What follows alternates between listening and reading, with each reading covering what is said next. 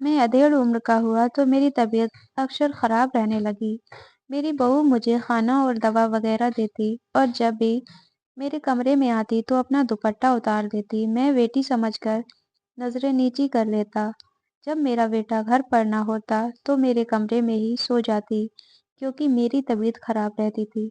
ایک دن اچانک میرا بیٹا میرے کمرے میں آیا اور مجھے مارنا شروع کر دیا اور بولا میری بیوی تو آپ کو اپنا باپ سمجھتی تھی اور آپ نے اس کے ساتھ، میرا نام رمیش ہے، میں جوانی میں ہی سری لنکا نوکری کے لیے آ گیا تھا اور پھر یہیں کا ہو کر رہ گیا۔ جس ریسٹورینٹ میں میں مینیجر کی نوکری کرتا تھا اسی کے مالک نے مجھ سے اپنی بیٹی کی شادی کر دی کیونکہ انہیں ایک ایماندار شخص کی ضرورت تھی اور میں نے آج تک کبھی بھی 1 روپے کی ہیرا پھیری نہیں کی تھی، اسی لیے انہیں اپنی بیٹی کے لیے میں پسند آ گیا تھا۔ شادی کے شروع میں تو میں کبھی کبھی انڈیا چلا جاتا تھا، لیکن جب میرا بیٹا پیدا ہوا اور وہ بڑا ہونے لگا اور اسکول جانے لگا تو پھر میرا جانا کم ہو گیا تھا۔ میری بیوی بس ایک آدھی بار انڈیا گئی تھی لیکن اسے میرے گاؤں کا ماحول پسند نہیں آیا، اس کے بعد وہ نہیں جاتی تھی، لیکن میں کبھی کبھی چلا جاتا تھا۔ میری بیوی پارول نے مجھے کبھی جانے سے منع نہیں کیا، نہ روکا تھا اس نے، لیکن امر کی پیدائش کے بعد میرے ششر کا دیہانت ہو گیا تو ہوٹل کی ساری بھاگ دوڑ بھری ذمہ داری مجھے لینا پڑی کیونکہ پارول ان کی اکلوتی بیٹی تھی۔ اس کے بعد تو میں انڈیا جا ہی نہ پایا، بس اپنے ماں باپ کے دیہانت پر چند دنوں کے لیے گیا تھا۔ ریسٹورینٹ کے چلتے چلتے کب میری عمر 52 سال تک ہو گئی مجھے پتا ہی نہیں چلا۔ میرا بیٹا امر 22 سال کا ہو چکا تھا۔ پارول نے امر کے لیے اپنی دوست کی بیٹی سونیا کو پسند کیا تھا۔ اپنے ہاتھوں سے وہ منگنی کی رسم کر کے آئی تھی لیکن گھر آتے ہی اس کے پسینے چھوٹنے لگے، اسے گھبراہٹ سی ہونے لگی تھی۔ میں اور امر اور فوراً ہی اسے ہاسپٹل لے کر گئے لیکن میری پارول کو ہارٹ اٹیک ہوا تھا جسے وہ سہ نہیں پائی اور عمر کے اس حصے میں مجھے تنہا چھوڑ گئی جس عمر میں مجھے اس کے ساتھ کی سب سے زیادہ ضرورت تھی۔ میں نے سوچا تو یہی تھا کہ جو وقت ابھی نہ دے سکا وہ تب دے دوں گا جب بیٹا کمانے لگے گا، ابھی تو ہم اپنی ذمہ داریوں سے فری ہونے والا تھا۔ کچھ ماہ میں سونیا بیٹی بھی گھر آ جاتی تو پھر ہم میاں بیوی کا وقت ساتھ گزرتا، لیکن وہ جا چکی تھی۔ پارول کی حادثاتی موت نے تو ہمیں کہیں کا نہ چھوڑا تھا۔ امر کو رو رو کر برا حال ہو گیا تھا۔ ایسا وقت میں اگر میں بھی صبر کا دامن چھوڑ دیتا تو امر کو کون سنبھالتا۔ میں پارول کے لیے رات کے اندھیرے میں ہی آنسو بہا لیا کرتا تھا لیکن دن میں امر کے سامنے کمزور نہیں پڑتا تھا۔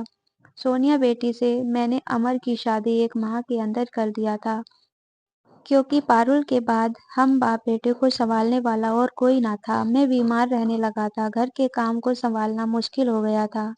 سونیا بہت ہی اچھی بہو ثابت ہوئی تھی، اس نے نہ صرف گھر کو سنبھالا تھا بلکہ امر کو بھی زندگی کی طرف لے آئی تھی، ورنہ اپنی ماں کے بعد تو وہ ہر وقت اداس رہتا تھا۔ سونیا میرا بھی بہت خیال رکھتی تھی، مجھے وہ بیٹی کی طرح لگتی تھی۔ چند ماہ میں ہی وہ گھر کی ہر چیزوں کو سنبھال چکی تھی۔ عمر کے جس حصے میں تھا اب میں بیمار رہنے لگا تھا، پھر پارول کا غم میرے لیے کوئی چھوٹی بات نہیں تھی۔ سونیا میرے کھانے پینے کا خیال رکھتی تھی، مجھے وقت پر ناشتہ دیتی تھی، میرا دوا کا خیال رکھتی تھی۔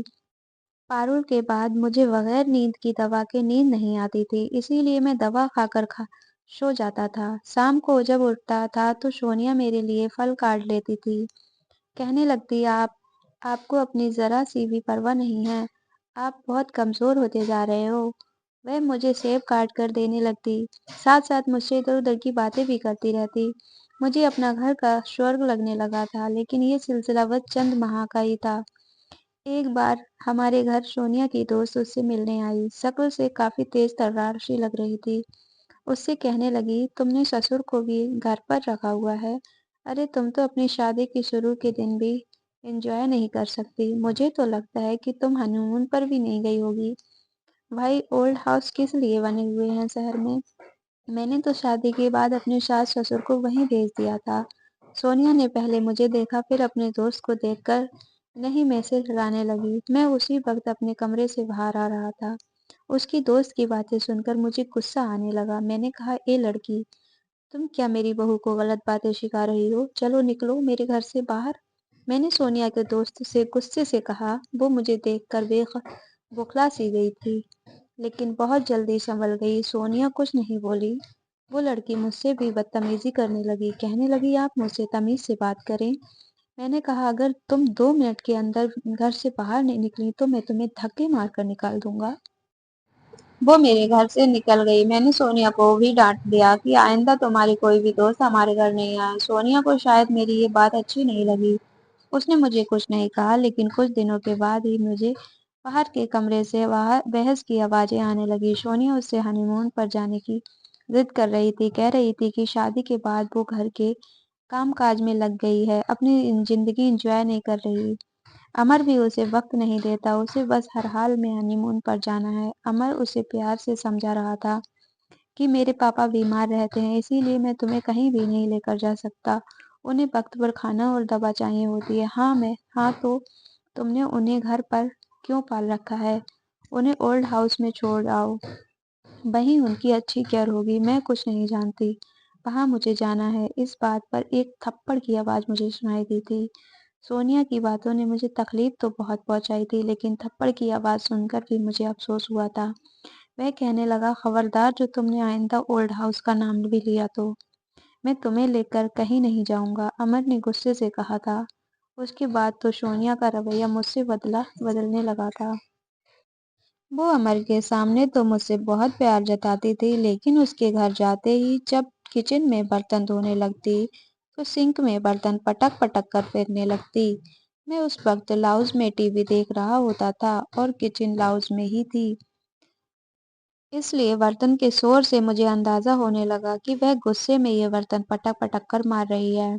برتن دھوتے ہوئے کہنے لگی مجھے تو کوئی انسان ہی نہیں سمجھتا، مجھے تو لگتا ہے اس گھر میں بہو کی نہیں ایک نوکرانی کی ضرورت تھی۔ اس وقت گھر میں میرے اور سونیا کے علاوہ کوئی نہ تھا۔ ظاہر ہے یہ سب وہ مجھے سنا رہی تھی۔ میں نے سوچا بچی ہے تو کیا حرج ہے، میں برتن خود ہی دھو لیا کروں۔ میں نے ٹی وی بند کر دیا اور کچن میں چلا آیا۔ میں نے کہا سونیا بیٹا تم پورا دن کام کر کے تھک جاتی ہو، تم یہ برتن چھوڑو، یہ میں دھو دیتا ہوں۔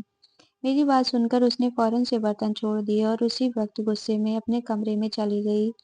میں اس کے اس طرح کے رویے کو سمجھ نہیں پایا تھا۔ میں برتن دھونے لگا تو پارول کی یاد آنے لگی، کیسے وہ چپ چاپ گھر کے سارے کام کیا کرتی تھی، کبھی شکایت نہ کی تھی۔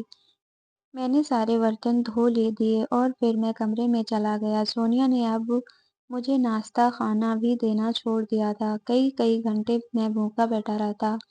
میں شوگر کا مریض تھا، اسی لیے مجھ سے بھوک برداشت نہیں ہوتی تھی۔ میں اگر اپنے کمرے سے باہر آیا تو میں نے موبائل پر کسی سے فون کرتے ہوئے دیکھا کہ سونیا کسی سے بات کر رہی تھی اور اس نے کچن میں کھانا بھی نہیں پکنے کو رکھا تھا۔ مجھے اس وقت بہت تیز بھوک لگی تھی، دوپہر سے شام ہو چکی تھی، اسی لیے میں نے سوچا کہ انڈے کا آملیٹ ہی بنا کر کھا لوں۔ شاید میری شوگر بھوک کے مارے لو ہو رہی تھی، اسی لیے میرے ہاتھ پاؤں کانپ رہے تھے۔ جیسے ہی میں نے فریج سے انڈا نکالا مجھ سے کچھ بھی برداشت نہیں ہوا اور میں گر کر بے ہوش ہو گیا۔ جب ہوش آیا تو میں ہاسٹل میں تھا۔ امر بےحد پریشان تھا، کہنے لگا پاپا آپ کو کیا ہوا تھا؟ میں اس وقت بہت اداس سا ہو گیا تھا، اسی لیے ساری بات بتا دی، لیکن مجھے اندازہ نہیں تھا کہ میری یہ بات مجھے یہ دن بھی دکھا سکتی ہے۔ امر کو بہت غصہ آیا تھا، وہ ابھی کام سے لوٹا ہی تھا کہ مجھے کچن میں بے ہوش دیکھ کر گھبرا گیا تھا۔ سونیا اس وقت میرے منہ پر پانی کے چھینٹے پھینک رہی تھی۔ امر مجھے اٹھا کر اسپتال لے گیا۔ اس وقت مجھے ٹریٹمنٹ ملنے پر مجھے ہوش آیا تھا۔ جب میں گھر واپس آیا تو سونیا بے چینی سے میری طبیعت کو پوچھنے لگی۔ امر نے اسے غصے سے دیکھا، کہنے لگا تمہیں اگر میرے باپ کی اتنی ہی پرواہ ہوتی تو انہیں وقت پر کھانے کو دیتی، اس گھر کی تمہاری ذمہ داری ہی کیا ہے؟ میں نے گھر کی صفائی کے لیے نوکرانی رکھی ہے، تمہیں بس کچن کا ہی کام کرنا ہوتا ہے، اور اس پر بھی تم یوں چیختی چلاتی ہو، میرے باپ سے برتن دھلواتی ہو۔ میں نے بیٹے سے دل ہلکا کیا تھا، لیکن یہ نہیں معلوم تھا کہ وہ یوں بہو پر برس پڑے گا۔ اس وقت تو سونیا چپ رہی، لیکن اس کے بعد تو اس نے جو کچھ میرے ساتھ کیا شاید ہی کسی بہو نے سسر کے ساتھ کیا ہوگا۔ سونیا نے امر کے سامنے تو مجھ سے معافی مانگ لی، میں نے بھی اس بات کو زیادہ بڑھاوا نہیں دیا۔ سونیا کا رویہ مجھ سے پھر ویسا ہی ہو گیا تھا، بلکہ کچھ زیادہ ہی اکھڑا سا ہو گیا تھا۔ ایک بار وہ میرے کمرے میں ہی کھانا لے آئی۔ کھانا میرے سامنے رکھ کر اپنے دوپٹہ اتارا اور میری ڈریسنگ ٹیبل کے سامنے رکھی چیزیں اٹھا کر صفائی کرنے لگی۔ میں نے اپنی نظریں جھکا لیں، یہ سوچا کہ بچی ہے، شاید گرمی کی وجہ سے ایسا کر گئی۔ میں نے نظریں جھکا کر ہی ناشتہ کیا اور انتظار کرنے لگا کہ کب سونیا میرے کمرے سے باہر نکلے۔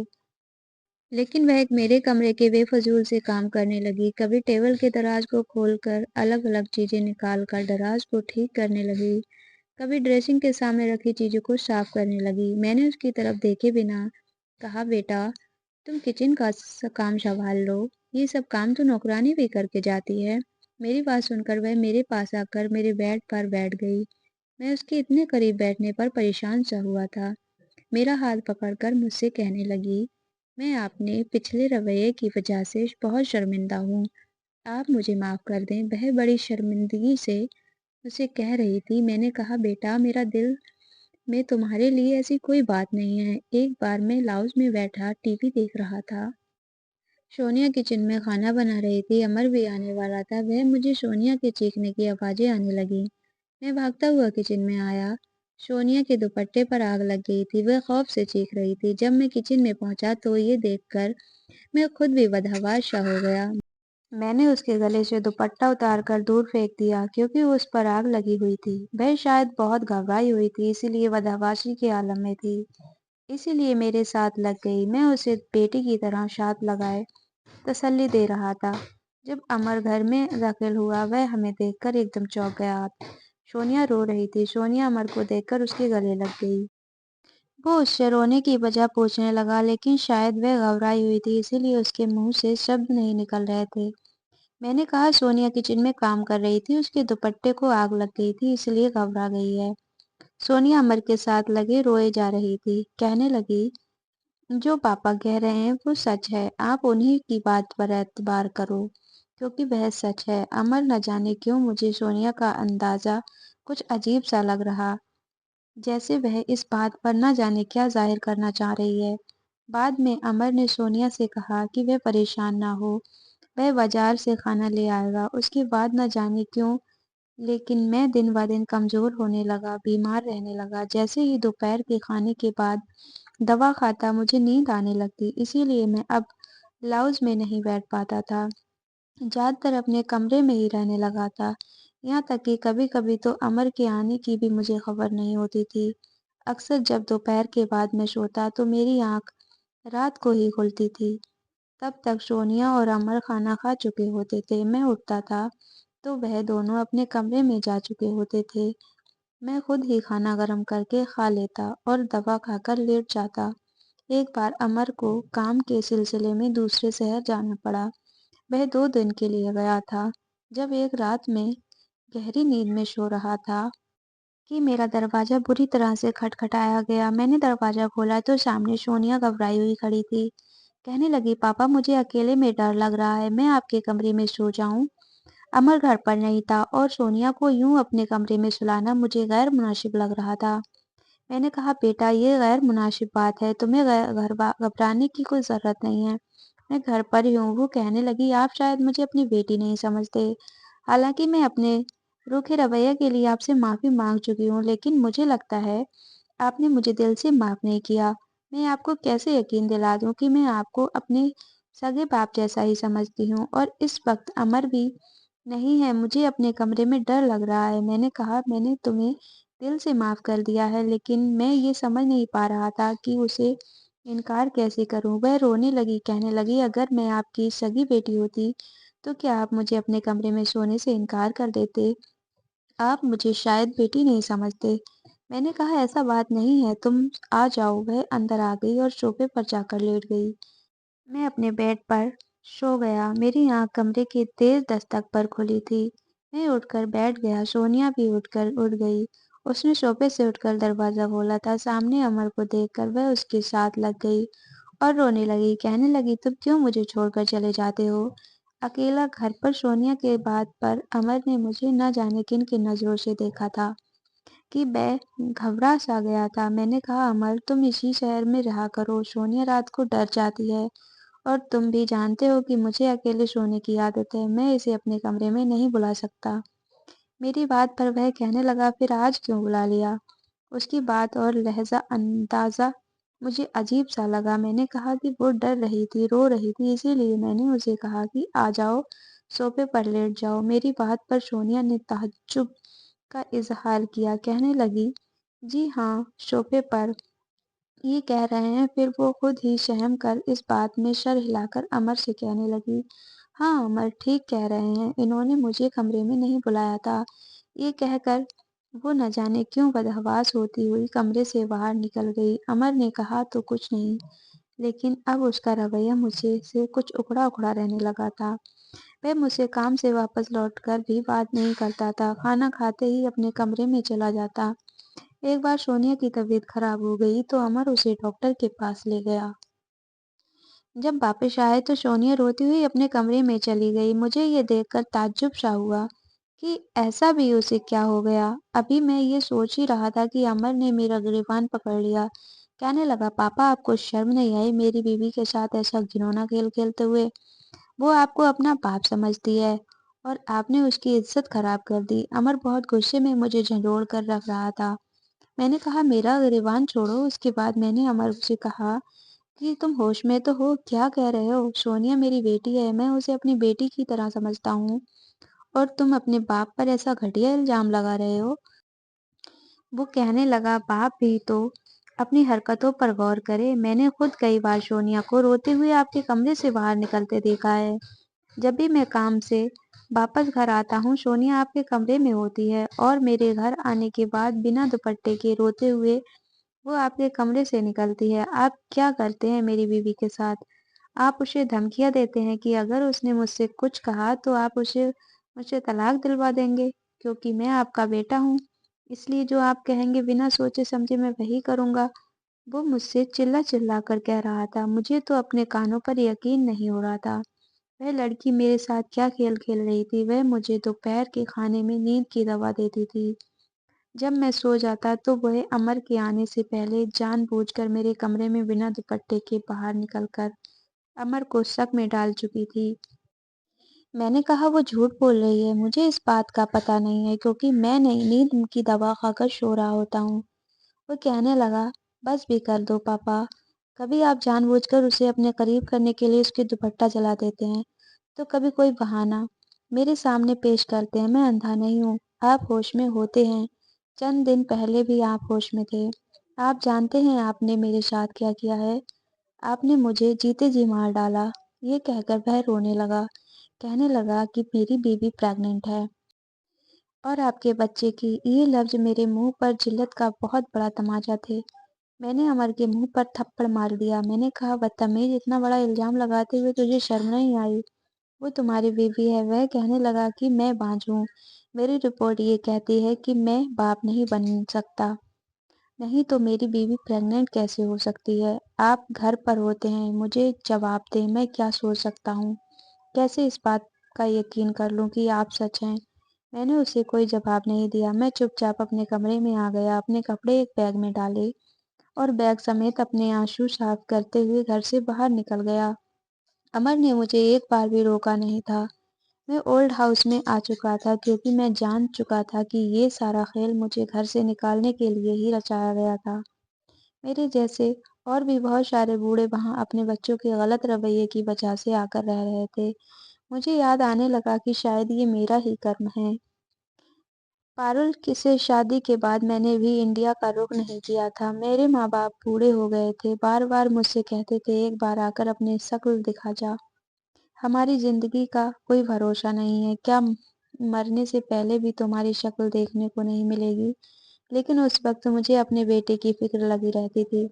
مجھے اسے اچھی شکشا دلوانے کے لیے دن رات محنت کرنی تھی۔ میرے ماں باپ مجھے روتے ہوئے فون کرتے تھے، اپنے پاس بلاتے تھے، لیکن میں ٹالتا رہتا تھا۔ مجھے تو بس وہاں کی فکر تھی، اسے بیٹے کی، جس نے آج میرے بارے میں ایک پل نہیں سوچا۔ شاید یہ میرے کرموں کا پھل ہے۔ اس وقت میں نے اپنے ماں باپ کی سیوا نہیں کی تھی جب انہیں میری ضرورت تھی، اسی لیے میری اولاد اب مجھ سے کیسے پوچھ سکتی تھی؟ میں پھوٹ پھوٹ کر روتے ہوئے اپنے بھگوان سے معافی مانگنے لگا۔ اب میرا سارا وقت پوجا پاٹ میں گزر جاتا تھا۔ چند مہینے بعد امر مجھے لینے آ گیا، کہنے لگا پاپا مجھے معاف کر دو، یہ ایک جھوٹی مکار عورت ہے۔ میں نے اس کی بات سن لی جو وہ اپنی دوست سے کہہ رہی تھی کہ اس نے آپ پر جھوٹا الزام لگا کر آپ کو اولڈ ہاؤس میں جانے پر مجبور کر دیا ہے۔ اس نے میری رپورٹ بھی دکھائی تھی، میں باز نہیں تھا۔ میں نے کہا تم لوگوں کا قصور نہیں ہے، میں شاید اپنے لیے کی سزا پا رہا ہوں، تم مجھے یہیں رہنے دو۔ امر کی منت پر بھی میں اسے گھر نہیں گیا تھا کیونکہ میں یہاں سکون میں تھا۔ تو دوستوں کہانی کیسی لگی کمنٹ کر کے ضرور بتائیے، اپنے دوستوں میں شیئر کیجیے گا، ویڈیو کو لائک کیجیے گا، چینل پر نئے ہو تو سبسکرائب کیجیے گا۔ ملتے ہیں ایک نئی ویڈیو میں، تب تک کے لیے اپنا خیال رکھیے۔ Thanks for watching.